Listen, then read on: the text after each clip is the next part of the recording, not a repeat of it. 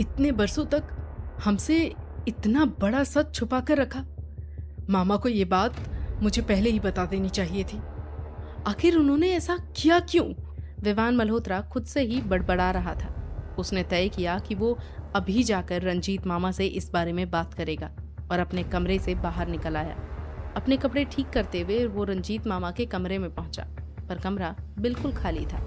उसने सोचा, मैं 3 दिनों से कमरे में बंद था, पर मामा तो मुझे जान से बढ़कर प्यार करते थे। फिर उन्होंने मुझे एक बार भी आवाज क्यों नहीं दी? और अब वो कमरे में भी नहीं है। कहाँ गए होंगे? विवान लड़खड़ाते हुए नीचे की ओर बढ़ा। अगर वो खुद को आईने में देख लेता तो उसे अपनी ही सूरत से घिन आ जाती। वो पहचान में नहीं आ रहा था।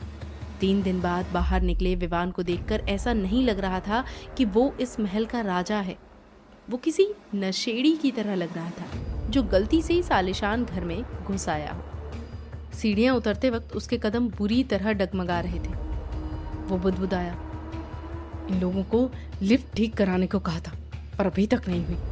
मैंने कहा था कि कांच की लिफ्ट लगवाओ ताकि मैं अपनी पत्नी को आते जाते देख सकूं, पर वो तो खुद ही चली गई। अब मैं किसे देखूंगा?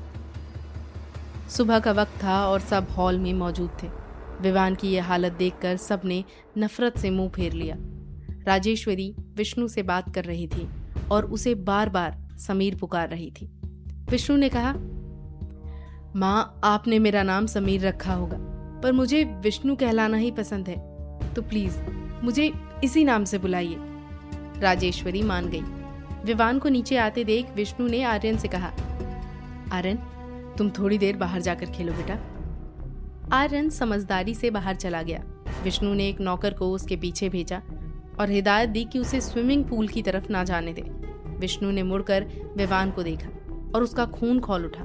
उसने अपने गुस्से पर काबू पाने की बहुत कोशिश की, पर नाकाम रहा। वो तेजी से विवान की ओर बढ़ा और उसके गाल पर एक जोरदार तमाचा जड़ दिया। विवान इतना कमजोर हो चुका था कि वो उस वार को झेल नहीं पाया और सीधे फर्श पर गिर पड़ा। विष्णु का गुस्सा शांत नहीं हुआ। उसने विवान को कॉलर से पकड़ा और उसे पीटना शुरू कर दिया। क्या औरतें तुम्हें इतनी कमजोर और फालतू लगती हैं? वो हमारे लिए क्या कुछ नहीं करती, और तुम? शादी के 1 हफ्ते के अंदर ही तुमने उस लड़की को इतना टॉर्चर किया कि वो खत लिखकर घर छोड़ने पर मजबूर हो गई। आखिर तुम इतने बड़े दरिंदे हो। क्या माँ ने तुम्हें यही सिखाया है? विष्णु को अभी पूरा सच पता भी नहीं था। उसे बस इतना पता था कि विवान की वजह से अवनी गई है। अगर उसे टेस्ट वाली बात पता चलती तो शायद वो विष्णु को जान से मार देता। हवेली में कोई उसे रोकने नहीं आया। सब विवान के जुल्मों से अवगत थे, इसलिए किसी के मन में उसके लिए दया नहीं थी। राजेश्वरी अपने ही बेटों को लड़ते देख बर्दाश्त नहीं कर पाई और रोते हुए अपने कमरे में चली गई। उन्होंने कई बार विवान को समझाने की कोशिश की थी, पर वो किसी की सुनता ही नहीं था। मीरा ने आगे बढ़कर विष्णु को रोकने की कोशिश की। विष्णु, प्लीज छोड़ दीजिए। बहुत मार लिया आपने। उन्होंने 3 दिन से कुछ नहीं खाया है, उन्हें कुछ हो जाएगा। विष्णु ने उसे घूर कर देखा और कहा, मारने दो मीरा इसे। ऐसे इंसान का जिंदा रहना ही बेकार है। उस बेचारी लड़की का दिल कितना टूटा होगा कि वो आधी रात को यहाँ से चली गई। जब घर की लक्ष्मी का दिल दुखता है तो पूरा खानदान बर्बाद हो जाता है। इसने तो वो पाप किया है जिसका हर्जाना पूरे परिवार को भुगतना पड़ेगा। उसने 2 और लात विवान को जड़ दी। तभी सीता, जो अपनी कोई फाइल भूलकर अस्पताल से वापस आई थी, अंदर दाखिल हुई। उसने देखा कि विष्णु किसी पागल की तरह विवान को पीट रहा था और विवान लहूलुहान हालत में अधमरा पड़ा है। सीता को नहीं पता था कि मामला क्या है। वो दौड़कर आई और उसने विष्णु के हाथ पकड़कर उसे एक जोरदार थप्पड़ मार दिया। सीता चिल्लाई, ये क्या बदतमीजी है विष्णु? वो तुम्हारा छोटा भाई है। बिना किसी रहम के तुम उसे ऐसे कैसे मार सकते हो? आशिका, तुम भी एक डॉक्टर हो, तुम कुछ बोलती क्यों नहीं? वो विवान की मदद के लिए आगे बढ़ने लगी। विष्णु ने उसका हाथ पकड़कर रोका और कहा, रुक जाओ सीता, तुम्हें नहीं पता यहाँ क्या हुआ है। इसने एक औरत को इतना प्रताड़ित किया है कि मुझे कहते हुए भी शर्म आती है। ये मेरा भाई कहलाने लायक नहीं है। इन सब ने इसकी बदतमीजियां बर्दाश्त की हैं। अगर पहले ही किसी ने इसे रोक दिया होता तो आज वो लड़की ये घर छोड़कर ना जाती। उसने गुस्से में आगे कहा, तुम्हारा कैंप खत्म हो गया हो तो बताओ, हम अभी यहाँ से निकल रहे हैं। मेरा दम घुट रहा है इस घर में। सीता का सब्र टूट गया। वो चिल्लाई, बस कीजिए। इस मामले में आप और ये विवान मेरे लिए एक जैसे ही हैं। इसने अपनी पत्नी को टॉर्चर किया और आप ये जानते हुए भी कि मैं आपकी पत्नी नहीं हूँ। सबके सामने मुझे अपनी बीवी बताकर मुझे मेंटल टॉर्चर कर रहे हैं। इस दुनिया में अगर मैं किसी से सबसे ज्यादा नफरत करती हूँ तो वो आप हैं, सिर्फ आप। हॉल में सन्नाटा छा गया। विष्णु बुत बना खड़ा रह गया। राजेश्वरी कमरे से बाहर आई और उन्होंने विष्णु को गले लगा लिया। मेरे बच्चे, तुम हमारे साथ थे। फिर उन्होंने सीता की ओर मुड़कर कहा, बहू, मुझे नहीं पता तुम दोनों के बीच क्या है, पर मेरा बेटा बहुत नेक इंसान है। मुझे लगता है तुम उसे अभी तक समझ नहीं पाई हो। फिर उन्होंने विष्णु से विनती की, बेटा अब हमें छोड़कर मत जाना, यही घर तुम्हारा है। विष्णु ने सीता से कहा, क्या तुम मुझे इतना बुरा समझती हो सीता? मुझे लगता है अब कुछ कहना भी बेकार है। विवान, जो 3 दिन से भूखा प्यासा था, नशे और चोट के कारण बेहोश होकर गिर पड़ा। सीता ने डॉक्टर होने के नाते उसे चेक किया और कहा, इसका शुगर लेवल बहुत गिर गया है, इसके पास खड़ा होना भी मुश्किल है, बहुत ज़्यादा अल्कोहल पी रखी है, अभी कोई भी इलाज असर नहीं करेगा। विष्णु ने रूखेपन से कहा, तुम्हें किसने कहा इसका इलाज करने को? अपना काम करो सीता। उसने सबको आदेश दिया कि सब अपने काम पर लग जाएं। हॉल में अब सिर्फ सीता और विष्णु बचे थे। विष्णु ने कहा, देर हो रही है, अस्पताल जाइए। सीता ने अपनी कड़वाहट भूलकर पहली बार हक से कहा, यह गलत है विष्णु, प्लीज समझिए, इसे अस्पताल ले जाना होगा, मैं इसका इलाज करूंगी। विष्णु ने नफरत से विवान की तरफ देखा और कहा, तुम्हारा इलाज इसे ठीक नहीं कर सकता। कृष्णा ने बताया इसका चरित्र ही ऐसा है, इसे मरने दो। इतना कहकर उसने सीता का हाथ पकड़ा और आर्यन को लेकर वहां से निकल गया। वो आलीशान महल का राजा, जिसे कभी किसी का डर नहीं था, आज फर्श पर लावारिस पड़ा था। विवान मल्होत्रा लहूलुहान और बेसुध था। जब सब चले गए तो मीरा से रहा नहीं गया। वो राजेश्वरी के कमरे में गई और बोली, माँ, विष्णु तो चले गए, कम से कम विवान पर पानी छिड़ककर उसे होश में तो लाइए, उसे उसके कमरे तक पहुंचा दीजिए, वो तो बहुत बुरी हालत में है। राजेश्वरी ने आंखों में आंसू भरकर कहा, विवान की मदद करने के चक्कर में मैं समीर को फिर से खोने के लिए तैयार नहीं हूँ मीरा, उसे छोड़ दे, ये उसकी तकदीर है। पर मीरा का दिल नहीं माना। वो पानी लेकर आई और विवान के मुंह पर छिड़का। जब विवान ने अपनी लाल आंखें खोली और जो हरकत की, उसे देखकर मीरा पत्थर की तरह जम गई।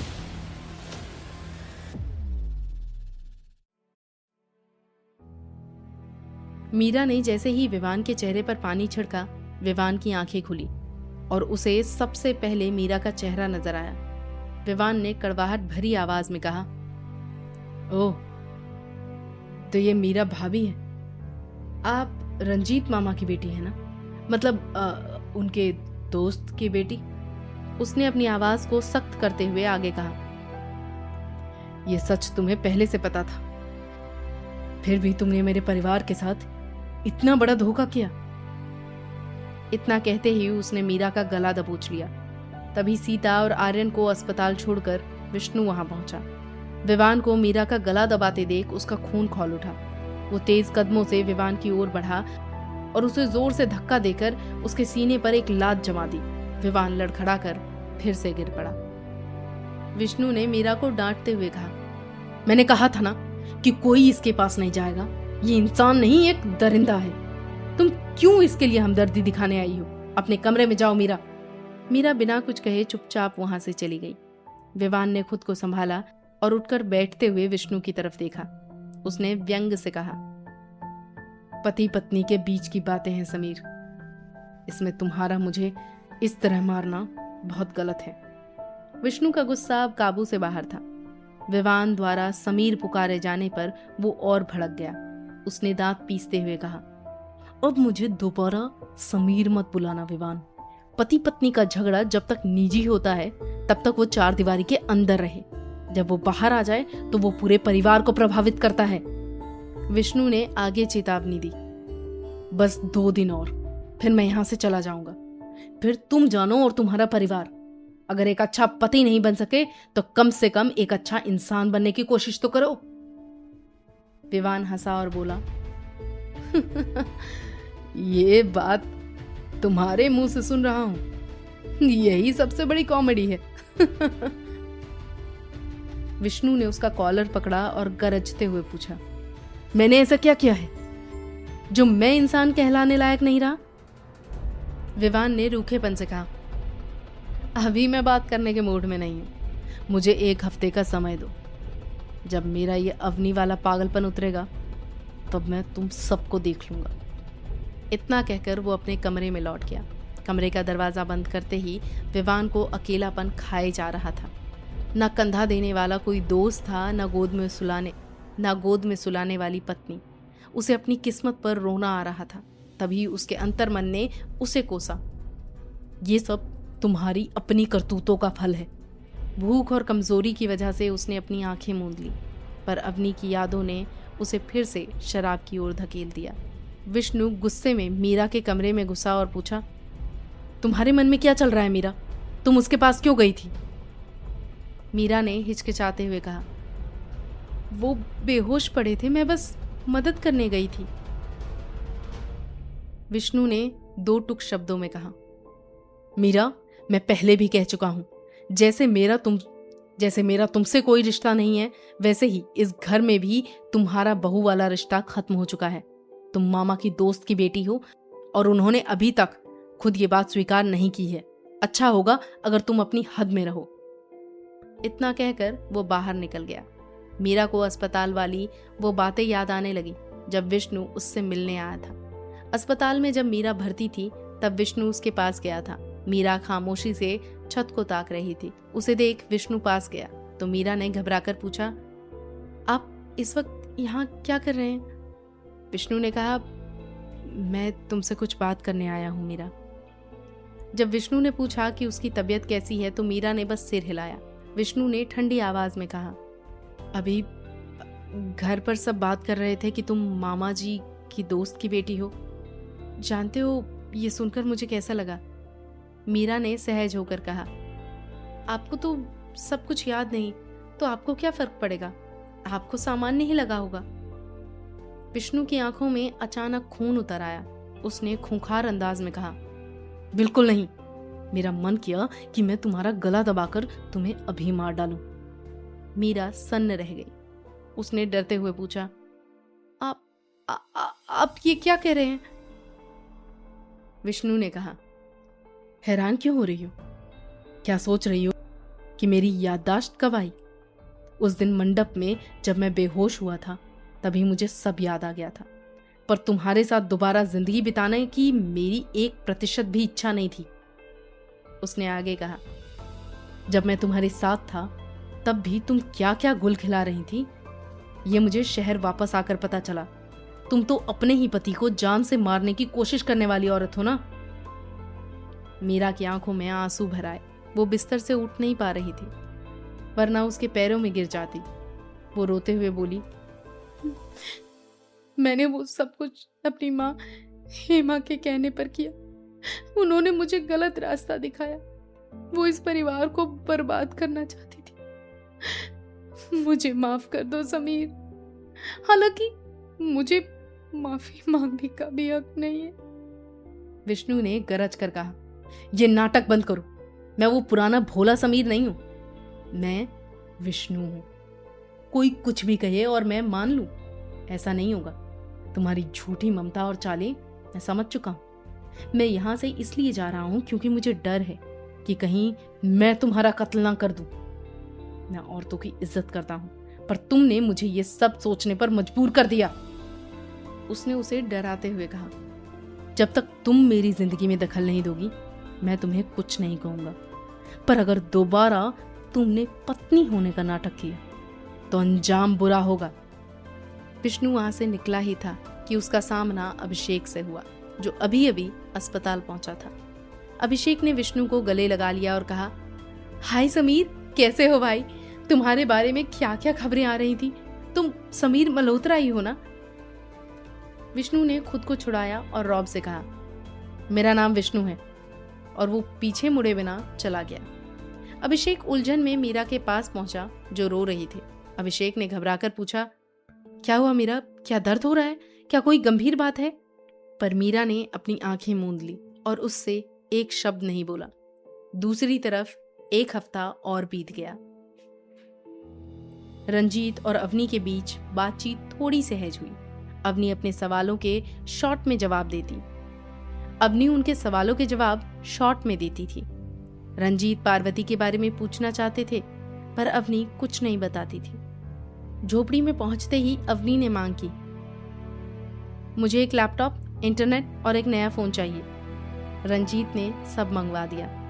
अवनी ने पूछा, इतने सारे शहरों को छोड़कर आपने इस छोटे से गांव को ही क्यों चुना? यहाँ के लोग थोड़े अलग क्यों हैं? रंजीत मुस्कुराए और बोले, बेटा, मैं इस गांव का मुखिया हूँ। ये गांव मैंने और मेरे दोस्त यानी तुम्हारे डैड अतुल ने ही बसाया है। उन्होंने विस्तार से बताया। बरसों पहले इस गांव में महामारी फैली थी। मेरे एक दोस्त ने हमें बताया और हमने यहाँ मेडिकल मदद भेजी। फिर हमने इस गांव को गोद ले लिया। यहाँ के लोग किसान भी हैं और हमारी कंपनी के लिए भी काम करते हैं। अवनी को ताज्जुब हुआ कि रंजीत और उसके डैड ने यहाँ स्कूल, अस्पताल और बिजली जैसी हर बुनियादी सुविधा खुद खड़ी की थी। जब रंजीत ने उसके डैड की उपलब्धियां बताई तो अवनी को लगा कि जो इंसान हजारों लोगों की जिंदगी संवार सकता है, उसने अपनी पत्नी और बच्ची को सड़कों पर अनाथ क्यों छोड़ दिया? वो ढूंढने क्यों नहीं गए? ये सोचकर उसे फिर गुस्सा आने लगा।